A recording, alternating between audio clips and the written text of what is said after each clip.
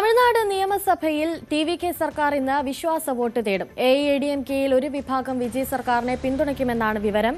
CV. ഷൺമുഖത്തിന്റെ നേതൃത്വത്തിലാണ് വിമത വിഭാഗത്തിന്റെ നീക്കം. ഇത്തരമൊരു നടപടിയുണ്ടായാൽ കൂറുമാറ്റ നിരോധന നിയമപ്രകാരം നടപടി സ്വീകരിക്കുമെന്ന മുന്നറിയിപ്പ് ഔദ്യോഗിക പക്ഷവും നൽകിയിട്ടുണ്ട്. ഇന്ന് ഒരു നിർണായക ദിവസമായി മാറുകയാണ് തമിഴ്നാട്ടിൽ. വിജയ്ക്ക് ടി.വി.കെയ്ക്ക് തമിഴ്നാട് നിയമസഭയിൽ ടി.വി.കെ സർക്കാർ ഇന്ന് വിശ്വാസ വോട്ട് തേടുകയാണ്. വി വിനോദ് ചേരുന്നുണ്ട് കൂടുതൽ വിവരങ്ങളുമായി. വിനോദ്, ഞാൻ നേരത്തെ പറഞ്ഞതുപോലെ ഇന്ന് ടി.വി.കെയ്ക്ക് വിജയ്ക്ക് ഒരു നിർണായക ദിവസമായി മാറുകയാണ്. എ.ഐ.എ.ഡി.എം.കെയിൽ ഒരു വിഭാഗം പിന്തുണയ്ക്കുമെന്ന് പറയുമ്പോൾ അതിനുള്ള സാധ്യത അത് എത്രത്തോളമുണ്ട്?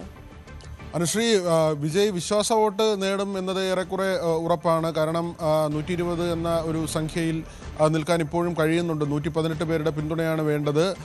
ഇതിൽ അമ്മ മക്കൾ മുന്നേറ്റ കഴകം എന്ന ഒരു കക്ഷി കൂടിയുണ്ട്. ഒരു എം.എൽ.എ മാത്രമുള്ള പാർട്ടി. ഈ എം.എൽ.എയുടെ പിന്തുണ കൂടി വിജയ്ക്ക് വന്നിട്ടുണ്ട്. അദ്ദേഹത്തിൻ്റെ പാർട്ടി ഔദ്യോഗികമായി വിജയ് പിന്തുണയ്ക്കുന്നില്ല. പക്ഷേ ഈ ഒരു എം.എൽ.എ മാത്രമുള്ളത് കൊണ്ട് തന്നെ കൂറുമാറ്റ നിരോധന നിയമപ്രകാരമുള്ള പ്രശ്നം ഉണ്ടാകില്ല എന്ന് കരുതുന്നു. അങ്ങനെയെങ്കിൽ ഈ സംഖ്യ ഒന്നുകൂടി വർദ്ധിക്കും. മാത്രമല്ല, എ.ഡി.എം.കെയിൽ പിളർപ്പാണ്. ഒരു വിഭാഗം വിജയെ പിന്തുണയ്ക്കുമെന്ന് കഴിഞ്ഞ ദിവസം തന്നെ വ്യക്തമാക്കിയിരുന്നു.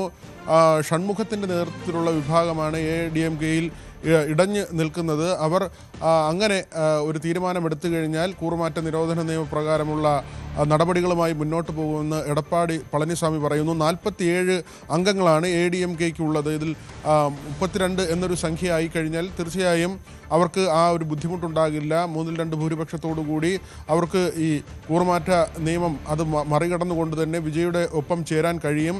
ഇപ്പോൾ ഏതാണ്ട് 30 എം.എൽ.എമാർ ആ വിഭാഗത്തോടൊപ്പം ഉണ്ടെന്നാണ് കരുതുന്നത്. കഴിഞ്ഞ ദിവസം വിജയ് തന്നെ ഷൺമുഖത്തിൻ്റെ വീട്ടിൽ നേരിട്ടെത്തി ഈ എം.എൽ.എമാരെ കാണുകയും ചെയ്തു. അങ്ങനെ വന്നു കഴിഞ്ഞാൽ, അതായത് എ.ഡി.എം.കെയിലെ വലിയൊരു വിഭാഗം വിജയ്ക്കൊപ്പം ചേരുന്ന സാഹചര്യം ഉണ്ടായിക്കഴിഞ്ഞാൽ 150 എന്ന ഒരു ഫിഗർ, അതിന് മുകളിലേക്ക് വിജയ്ക്ക് പോകാൻ കഴിയും. വളരെ കംഫർട്ടബിളായിട്ടുള്ള ഒരു ഭൂരിപക്ഷം വെച്ചുകൊണ്ട് തന്നെ ഭരണം മുന്നോട്ട് കൊണ്ടുപോകാൻ കഴിയും. ഈ 5 വർഷം തികയ്ക്കുക എന്നത് ബുദ്ധിമുട്ടുള്ള കാര്യമല്ലായിരിക്കും.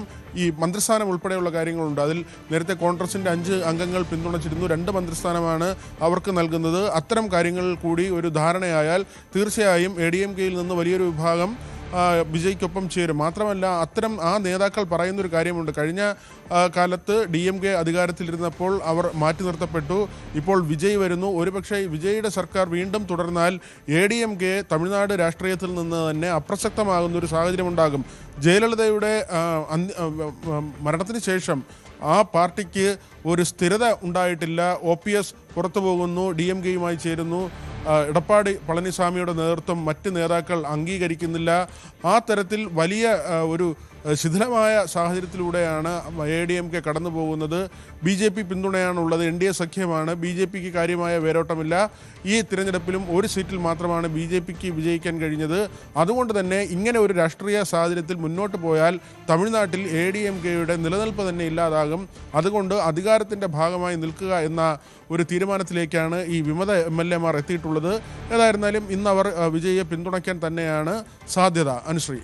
ശരി, വി വിനോദാണ് കൂടുതൽ വിവരങ്ങൾ നൽകിയത്.